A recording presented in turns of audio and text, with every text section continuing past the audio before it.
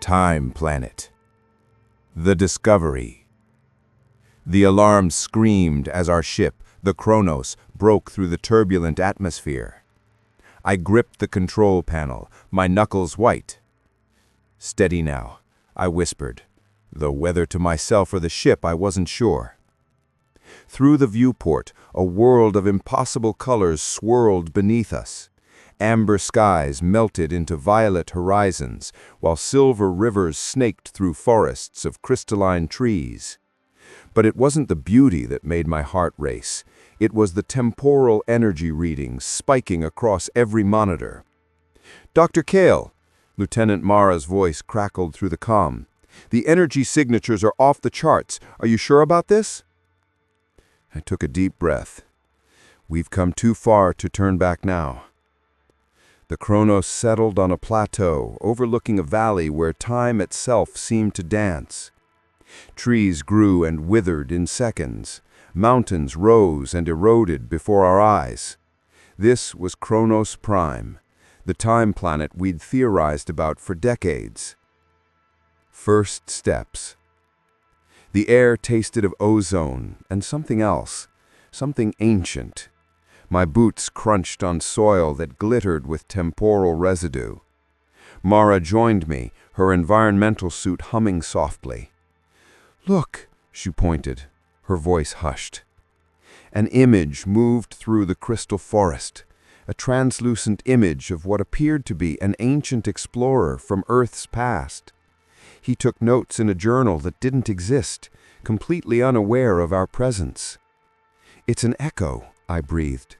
"A moment frozen in time." Mara reached out, her hand passing through the image. "How is this possible?" Before I could answer, the ground trembled. The air shimmered, and suddenly we weren't alone on the plateau. A group of figures in futuristic armor appeared, then vanished just as quickly. The research team. Back in the main lab of Chronos, I gathered my team.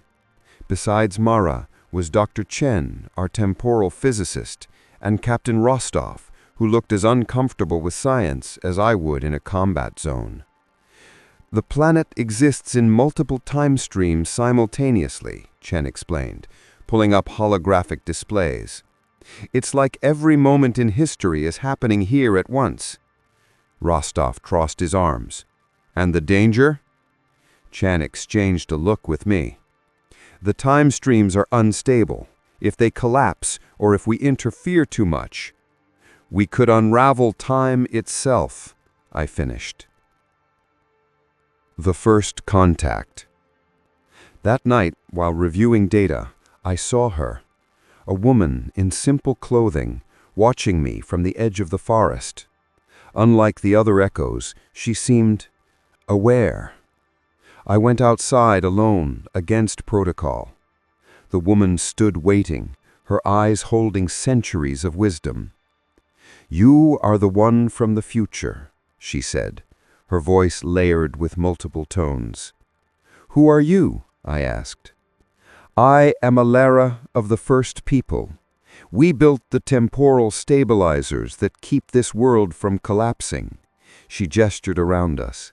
"But they are failing. Why show yourself to me?" Her gaze pierced through me. "Because you made a choice once, a choice that created a fracture in time. Only you can fix what you broke."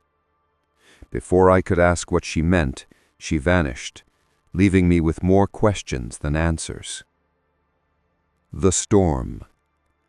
We had just returned to the ship when the time storm hit. Not a storm of weather, but of eras colliding.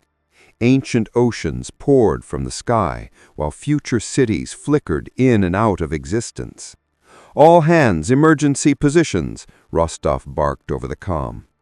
The Chronos shuddered as different time periods tried to occupy the same space. Alarms blared as our systems went haywire. Then came the scream, Mara's voice, cut off mid-cry. I rushed to the monitoring station, just in time to see her image flicker and distort. "Mara!" I shouted, but she was gone. replaced by static and temporal interference. Chen looked up from his console, face pale. "Dr. Kael, she's been pulled into the time stream." Rostov appeared at the door, his expression grim. "What have you gotten us into, Doctor?" I had no answer. All I could see was Alera's knowing eyes and the terrible understanding that this was only the beginning. The decision. We found Mara's temporal signature in the 21st century, a time period we were strictly forbidden from interfering with. The prime directive of temporal research was clear: no interaction with past civilizations. But she was alive, trapped in 2024, and according to our readings, in danger. Rostov wanted to follow protocol, abort the mission, and return to Earth. Chen argued we had a responsibility to our crew member. And me? I stood before the time portal, my hand hovering over the activation controls. Mara's face filled my mind. Her laughter during our training, her dedication to the mission, the unspoken thing between us that we never had time to explore. "Prepare the temporal shuttle," I said quietly, then louder, with conviction I didn't feel. "I'm going after her."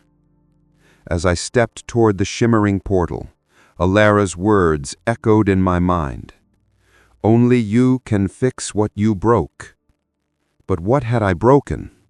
And would saving Mara create something even worse? The portal swallowed me, and time itself seemed to hold its breath. The jump. The world dissolved into a kaleidoscope of colors and sensations. It felt like falling through history itself, glimpses of wars and revolutions, peace treaties and scientific breakthroughs flashed around me.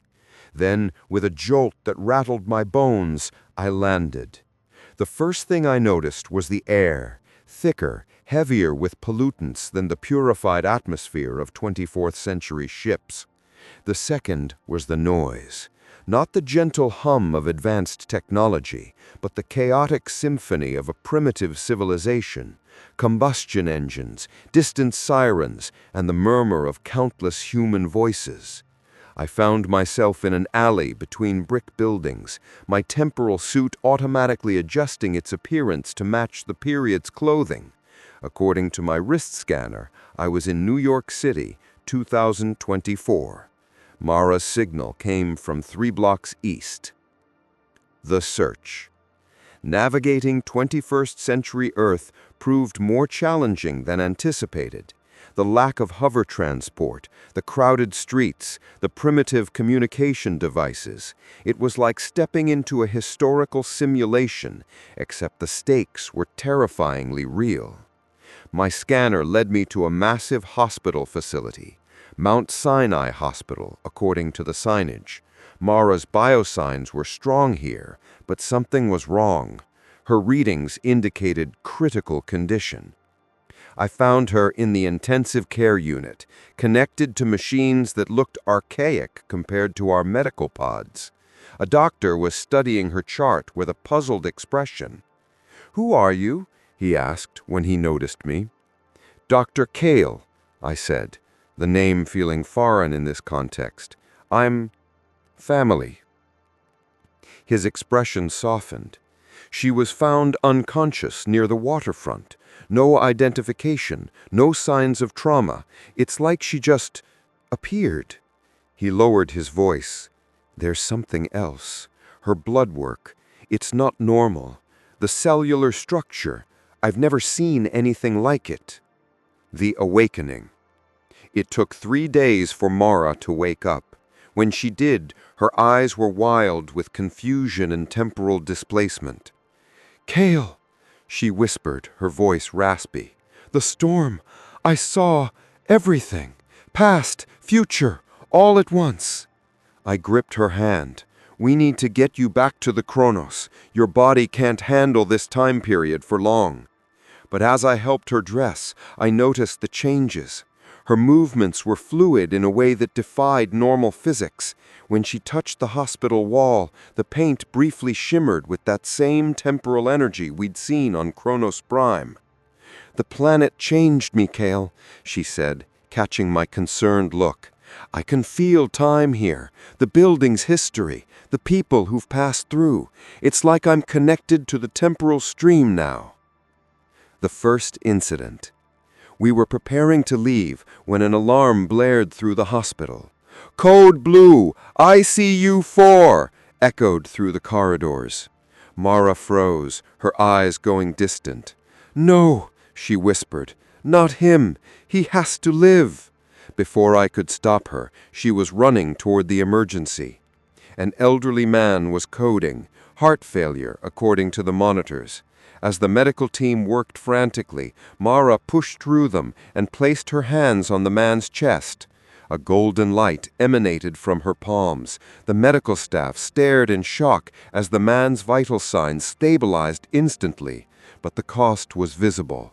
Mara staggered back, aging visibly before my eyes. The consequences. Back in our temporary shelter, a rented apartment near the hospital, I monitored the temporal changes. The man Mara saved should have died. His grandson, who would have been inspired by his grandfather's death to become a medical researcher, now chose a different path. "The timeline is already shifting," I told her, showing her the data on my portable scanner. "Small changes, but they're rippling outward." Mara looked at her aged hands in the mirror. "I couldn't let him die, Kael, not when I could feel how much his family loved him." "That's not our decision to make," I snapped, the stress finally overwhelming me. "We're observers, not participants. The temporal prime directive, to hell with the directive," she fired back. "Since when did you become such a stickler for rules? The same Dr. Kael who ignored 5 safety protocols to land on Chronos Prime?" Her words hit their mark. She was right. I had always been the maverick, the one who pushed boundaries, but this was different. The visitor. That night, Alara appeared again, this time as a shimmering holographic projection in our apartment. Her form flickered with the instability of cross-temporal communication. "The balance is already disturbed," she said, her multi-layered voice filled with urgency. "Your presence here has created a fracture point. You must return to your time immediately." Mara stepped forward. "What's happening to me? Why can I manipulate time?" Alara's gaze held both pity and fear. "The planet has chosen you as a temporal anchor, but your human body cannot contain such power. Each use ages you prematurely, and each change to the timeline weakens the structural integrity of reality itself." I accessed my scanner, the readings confirming her words. "The fracture is growing exponentially. If it reaches critical mass, all of existence could unravel, starting with this time period." The choice. We prepared to activate the return beacon, but the scanner revealed a new, horrifying development. The temporal fracture wasn't just growing, it was creating paradox echoes. Ghostly images of possible futures flickered through the city. Skyscrapers turning to dust, oceans boiling, reality itself coming apart at the seams. "We can't just leave," Mara said, watching a child on the street below playing while a phantom image of the same child as an old man appeared beside him. "We caused this. We have to fix it." "The only way to repair the fracture is at its source," Alara's projection flickered. "You must return to Chronos Prime and reset the temporal stabilizers." But then came the worst news. My scanner picked up a new signal. Captain Rostov and the rest of our team had followed us through time, and according to the readings, they weren't here to rescue us. They were here to eliminate the temporal contamination by any means necessary. The hunt begins. The first warning came when our apartment door exploded inward. temporal enforcers in advanced armor from our own time stormed in with weapons set to disintegrate. I grabbed Mara and activated our personal temporal shields just as energy blasts filled the room. The furniture behind us vaporized. Dr. Kael, Lieutenant Mara, by order of the Temporal Integrity Commission, you are hereby sentenced to eradication. Your existence has been declared a paradox. We escaped through a window, using Mara's emerging abilities to create a temporal bubble that slowed time around us. But as we ran through the suddenly frozen streets of 2024 New York, I realized the terrible truth. We weren't just fighting to return home anymore. We were fighting for our very right to exist, while the fabric of reality tore itself apart around us. And somewhere in the distance, the ghostly image of Chronos Prime hung in the sky, a constant reminder that our time was running out in every sense of the word. The escape through time. We moved through frozen New York like ghosts in a museum. Cars hung suspended mid-turn. Pedestrians were frozen mid-step.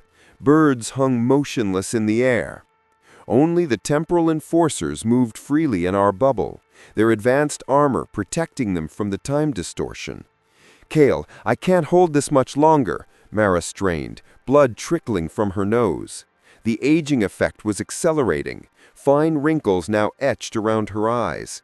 I pulled her into a subway station, the temporal bubble collapsing behind us. Sound and motion returned in a dizzying wave as we descended into the underground. "They're tracking our biosigns," I warned, checking my scanner. "We need to mask your temporal signature." The hidden community. Deep in the subway tunnels, we found them, the temporally displaced, as they called themselves. People from different eras, all trapped in 2024 by various time accidents. A Roman soldier was talking to a Victorian lady, while a 22nd century scientist argued with a World War II pilot. Their leader, a woman named Ilara from 2156, recognized our uniforms immediately. "Chronos crew," she said, her eyes narrowing. "You're the ones causing the fractures." "It's not intentional," I protested. "We need to return to our ship." Ilara laughed bitterly. "Don't you understand? Your ship is the source of the problem. Every moment you spend here creates more paradoxes." She showed us their wall of lost time, a massive holographic display showing the growing temporal fractures. Entire neighborhoods were flickering in and out of existence. Mara's condition worsened that night. Her body flickered between ages, one moment a young woman, the next elderly, then middle-aged. With each shift, small temporal ripples spread outward. "The planet didn't just choose her," Ilara observed, studying Mara with specialized equipment. "It's merging with her. She's becoming a living temporal stabilizer." I remembered Ilara's warning. "What happens when the merger completes?" Ilara's expression was grim. "Either she stabilizes the time stream, or she becomes a black hole that consumes all of reality. There's no in-between." Rostov's true mission. We discovered the horrifying truth when we hacked the Enforcer's communication network. Rostov wasn't just following orders, he had his own agenda. Messages between him and a mysterious director revealed they wanted to capture Mara not to eliminate her, but to weaponize her abilities. "The ultimate temporal weapon," one message read.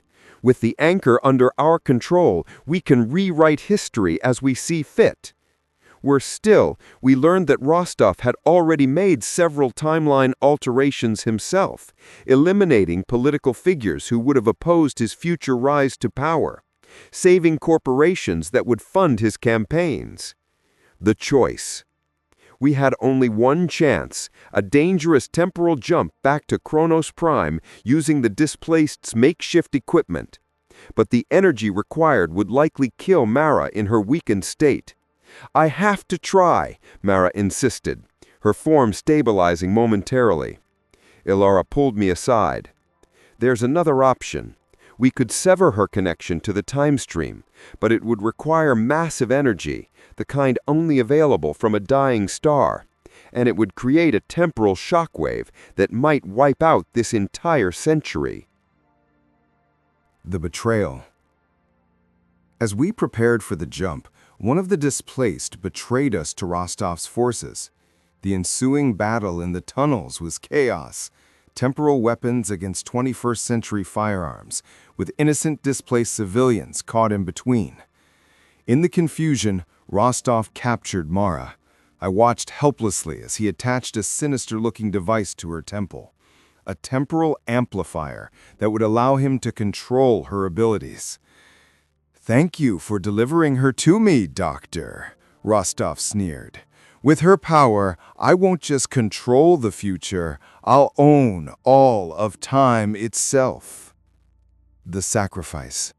But Rostov had underestimated Mara's connection to Chronos Prime.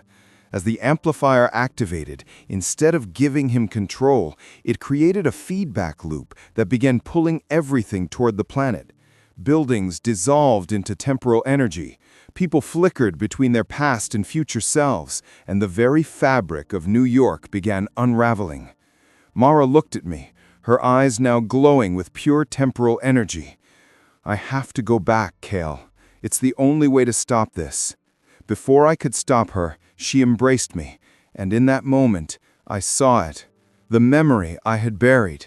The choice Alara had mentioned. The revealed memory.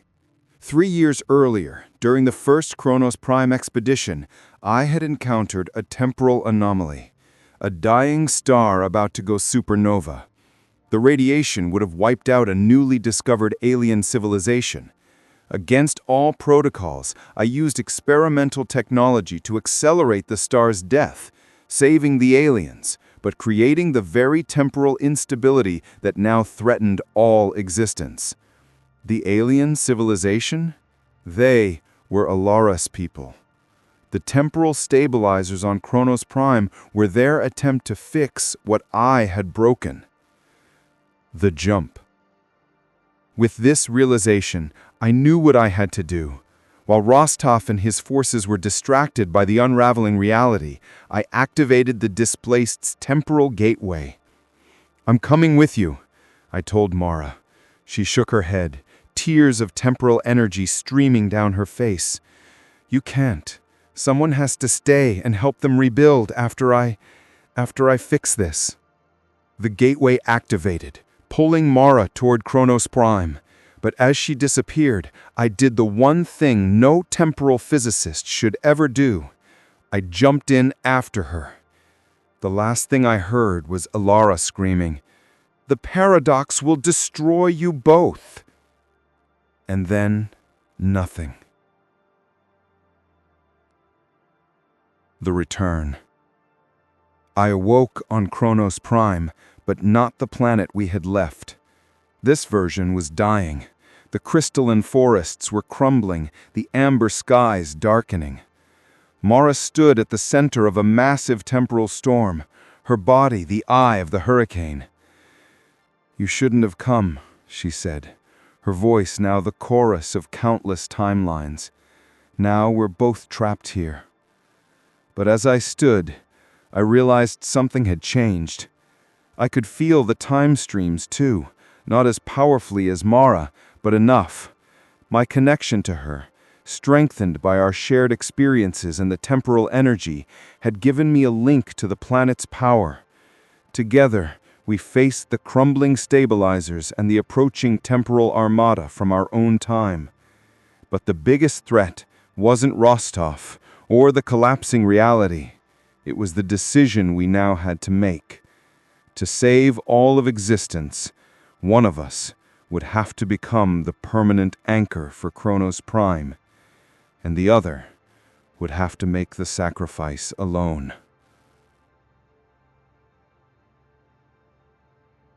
The dying world.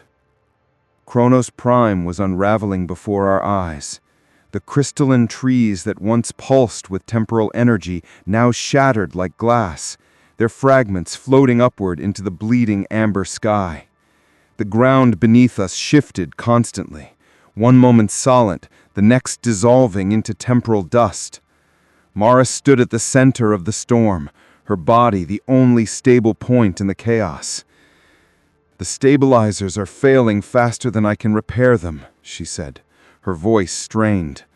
"Rostov's interference has accelerated the collapse."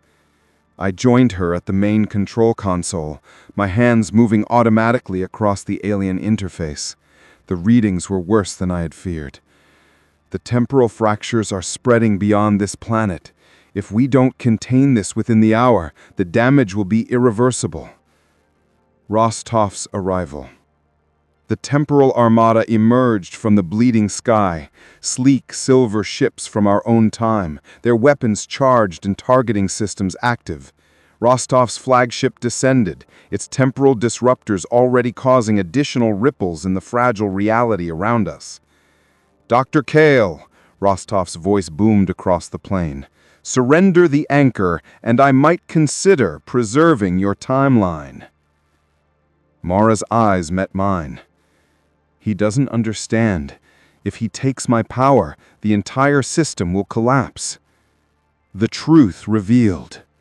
As Rostov's forces advanced, Alara appeared once finally, but now she was solid, real. She had used the last of her people's energy to manifest physically on Chronos Prime. The stabilizers were never meant to control time. They were created to contain the original sin. Your sin, Dr. Kael. She showed us the full memory. The alien civilization I had saved wasn't just any species. They were the Chronosians, the original masters of time.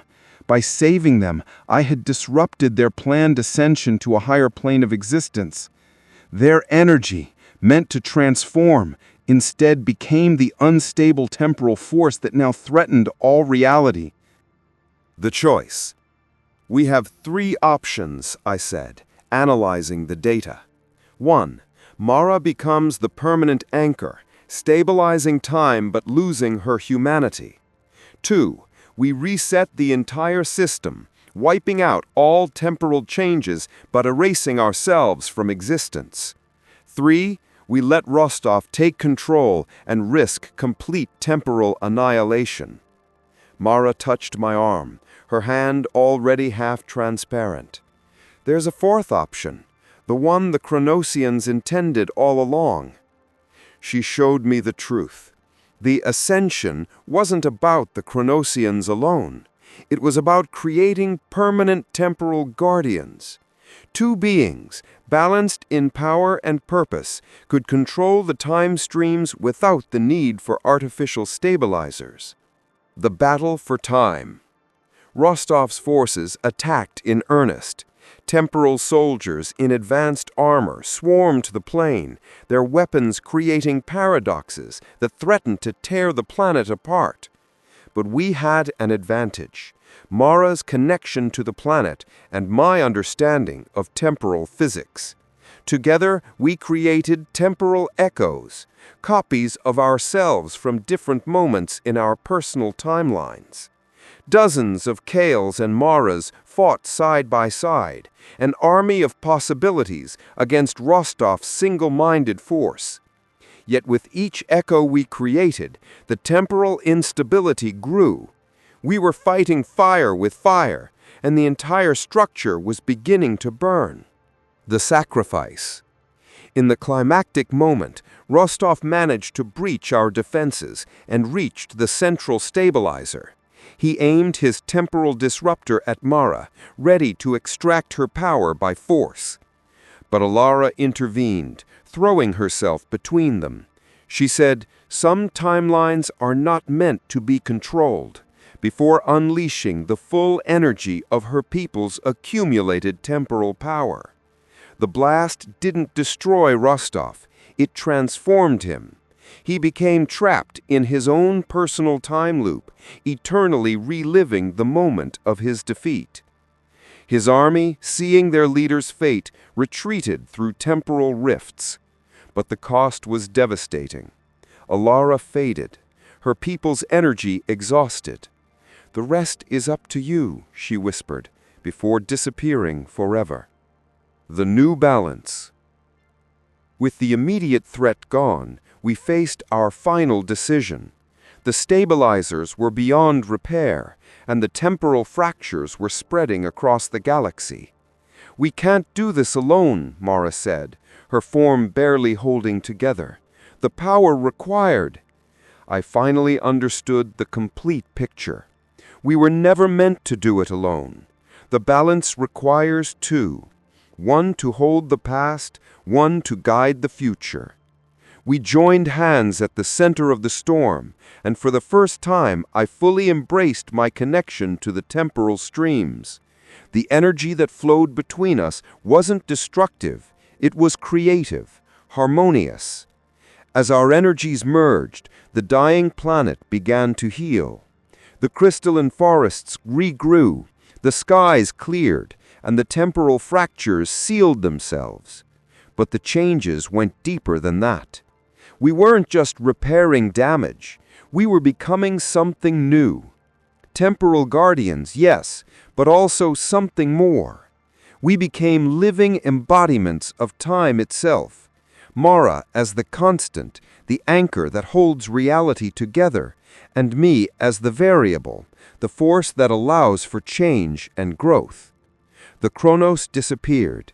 Its crew returned to their original time with their memories altered.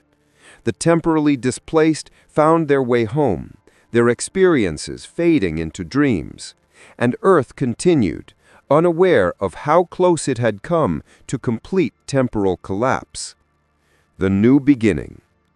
We stand now on a restored Chronos Prime, watching the time streams flow in beautiful, ordered patterns.